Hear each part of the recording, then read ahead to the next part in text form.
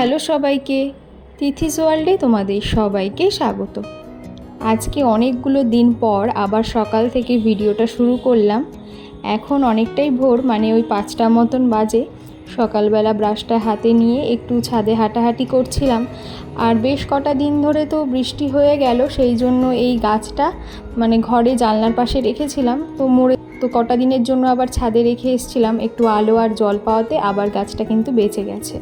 আর এই গাছের ফুলগুলো না ভোরভোরই মানে অন্ধকার থাকতেই ফুটে যায়, আবার দুপুর আসতে না আসতে সেগুলো ছোট্ট হয়ে কুঁড়ির মতন হয়ে যায়। তো এই যে এখানে এনে আবার রেখে দিলাম। এইবার স্নান করে পুজোটাও সেরে নেব সকাল সকাল। আর আমাদের বাড়িতে সকাল সকালই পুজো হয়ে যায়, তারপরে সংসারের অন্যান্য কাজগুলোতে হাত দেওয়া হয় আর কি। কিন্তু সকালের পুজোটা তো তোমাদেরকে বলেছিলাম যে মাই করে, কিন্তু এখন থেকে এটা আমিই করছি, কারণ মায়ের কিছুদিন হলো চোখ অপারেশন হয়েছে। তাই এখন ওই 1 মাস মতন মাকে রেস্টেই থাকতে হবে। আর এই পুজোর কাজকর্মগুলো মোটামুটি 15 দিন না যেতে তো মা করতেই পারবে না।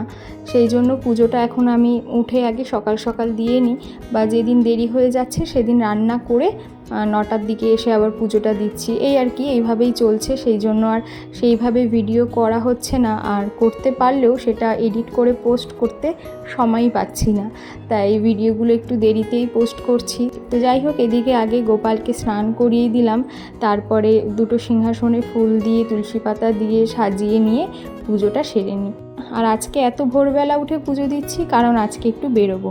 ওই যে মার চোখ অপারেশন হয়েছে, আজকে রয়েছে তার চেক আপ। আর আমাদের কল্যাণী এমসেই মার অপারেশনটা হয়েছে আর কি। তো সেখানে আজকে আবার মাকে নিয়ে যেতে হবে। তো হাজব্যান্ড বললো আজকে আমাকেও নিয়ে যাবে সঙ্গে, কারণ ওরও চোখের একটু প্রবলেম হচ্ছে, সেই জন্য ও চেক আপ করবে, মার সাথে তো একজনকে তখন থাকতে হবে, সেই জন্য আমাকে নিয়ে যাচ্ছে। আর আমাকে নিয়ে যাওয়া মানেই হচ্ছে মাম্মাকেও সঙ্গে করে নিয়ে যাওয়া। তবে ওকে আর এমসে নিয়ে যাব না, ওকে মায়ের কাছে রেখে দিয়ে তারপর আমরা 3 জন যাব এমসে। আর আজকে পুরো ভিডিওটা দেখার অনুরোধ রইল। পুরো ভিডিওতে আমি কিছু কিছু করে তোমাদের ইনফরমেশান দেব এমসের সম্পর্কে। তো পুজোটা আগে দিয়ে নিই, তারপরে আবার বাকি কথা তোমাদের বলছি।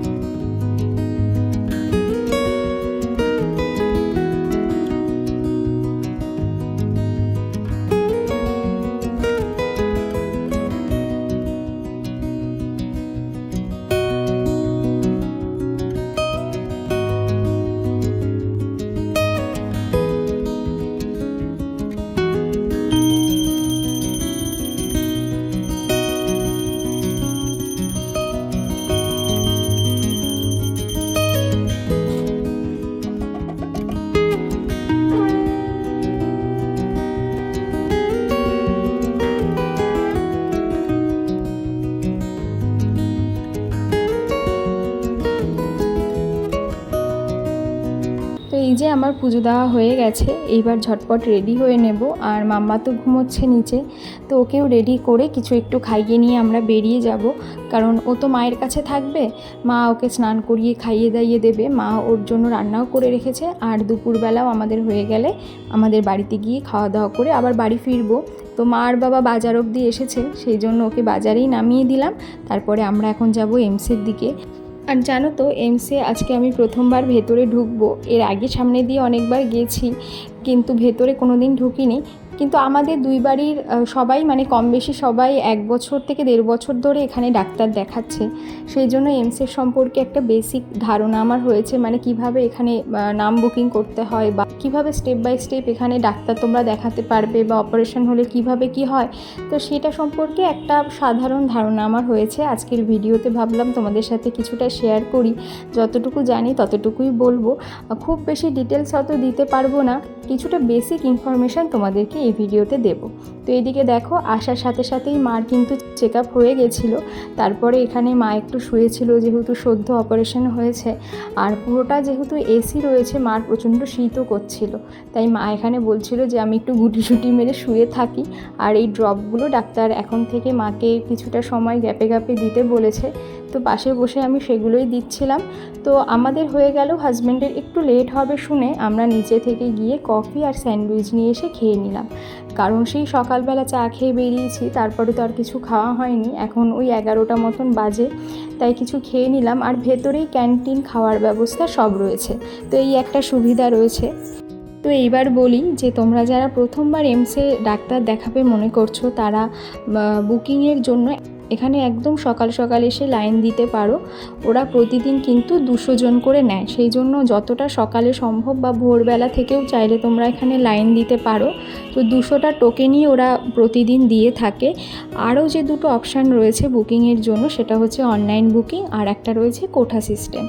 অনলাইন মানে অনলাইনে ওদের যে নাম্বারটা থাকে সেটাতে ঠিক যেদিন তোমরা ডাক্তার দেখাবে আগের দিন বুকিং করতে হবে। এবং সেমভাবে কোঠা সিস্টেম মানে হচ্ছে যে উপর মহল বা নেতাদের থ্রুতে তোমরা নাম বুকিং করতে পারো, সেটাও তোমরা যেদিন দেখাবে ঠিক তার আগের দিনই করতে হবে। এবং বুকিংয়ের সময় যেটা অবশ্যই তোমাদের লাগবে, সেটা যেইভাবেই তোমরা করো না কেন ওখানে দাঁড়িয়ে বা অনলাইনে বা কোঠা মারফত আর কি, তোমাদের আধার কার্ডটা আর ফোন নাম্বারটা, যেটা সঙ্গে সঙ্গে ওটিপি পাঠালে তোমরা বলতে পারবে, সেরকম একটা ফোন নাম্বার বা ফোন তোমাদের সঙ্গে অবশ্যই রাখতে হবে। তো এইভাবে তোমরা বুকিং করতে পারো। আর লাইনে দাঁড়িয়ে বা যেভাবেই তোমরা প্রথমবার যাবে, একটা 10 টাকা দিয়ে বই করতে হবে। সেটাই হচ্ছে ডাক্তারের সমস্ত ওষুধপত্র বা যেটাকে আমরা প্রেসক্রিপশান বলি, ওইটাই হবে ওই বইটা, যেটা 1 বছরের জন্য ভ্যালিডিটি থাকবে।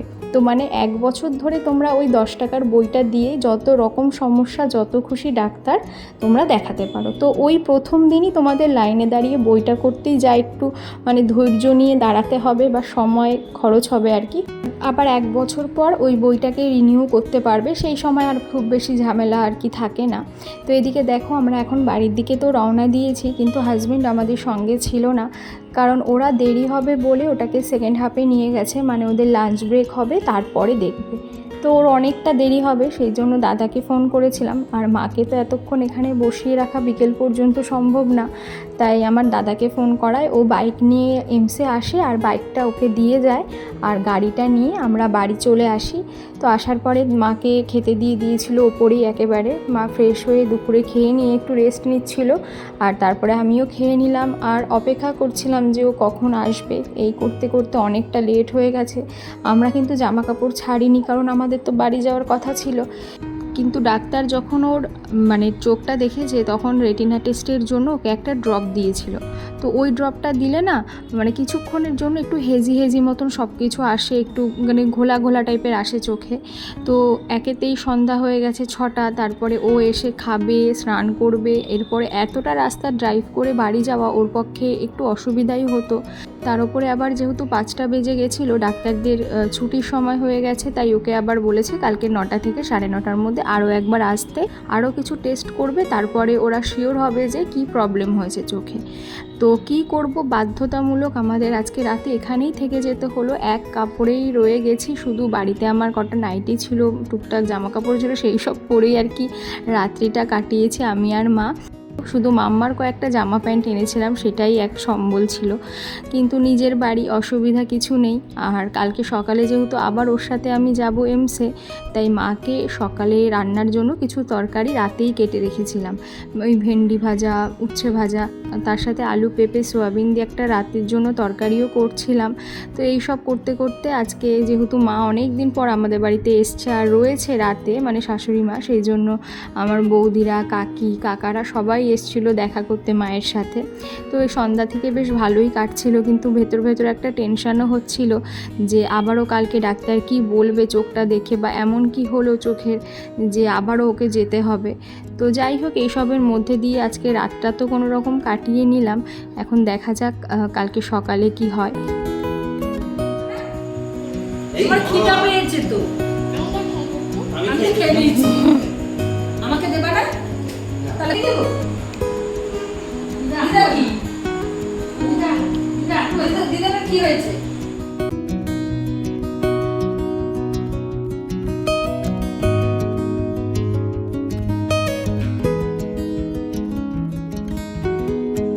সকালে উঠেই আর দেরি না করে খুব তাড়াতাড়ি আমরা বেরিয়ে গিয়েছিলাম। ডাক্তার তো 9:30 বলেছে, কিন্তু আমরা 8টার মধ্যেই ওখানে পৌঁছে গেছি, যে আগে গিয়ে বইটা জমা দিলে যদি একটু আগে হয়। আর মোটামুটি 6টার মধ্যে গেট ওদের খুলেই দেয়।